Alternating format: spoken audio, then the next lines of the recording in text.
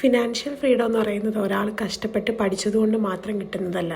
പഠനം ജീവിതത്തിൻ്റെ ഒരു ഭാഗമാണെങ്കിലും നമ്മൾ ഒരു ഫിനാൻഷ്യൽ ഫ്രീഡത്തിലോട്ട് എത്തണമെങ്കിൽ അതിൻ്റെതായ കഷ്ടപ്പാടും ബുദ്ധിമുട്ടും ഒരുപാട് കടമ്പകളും കടക്കേണ്ടി വരും. അതെല്ലാം തരണം ചെയ്ത് നമുക്കൊരു ഫിനാൻഷ്യൽ ഫ്രീഡം ഉണ്ടാക്കാൻ പറ്റുന്ന ഒരു സാഹചര്യം ഉണ്ടായിട്ട് പോലും നമ്മുടെ കയ്യിൽ ഒരു ഫ്രീഡം കിട്ടാതാവുമ്പോഴുള്ള അവസ്ഥ ആർക്കെങ്കിലും ഊഹിക്കാൻ പറ്റുമോ? നമ്മൾ കഷ്ടപ്പെട്ടുണ്ടാകുന്ന പൈസ, അത് ചെറുതാകട്ടെ വലുതാകട്ടെ, നമ്മുടെ സമയവും നമ്മുടെ ഹെൽത്തും ഇൻവെസ്റ്റ് ചെയ്ത് നമ്മൾ ഉണ്ടാക്കുന്ന പൈസ നമുക്ക് ഉപകാരപ്പെടാതാകുമ്പോൾ ഉണ്ടാകുന്ന വേദന അത് ചെറുതൊന്നുമല്ല. അപ്പോൾ നമ്മുടെ ഫിനാൻഷ്യൽ ഫ്രീഡത്തിലോട്ട് ഓവറായിട്ട് കടന്നു കയറുന്നത് ആര് തന്നെ ആയാലും നമ്മൾ അവരെ കൂടുതലായിട്ടും അടുപ്പിച്ച് ചേർത്ത് പിടിക്കേണ്ട ഒരു ആവശ്യമില്ല. അത് ഇനി എത്ര തന്നെ വലിയ ബന്ധമായെന്ന് പറഞ്ഞാലും keep a distance whomever it is whatever it is.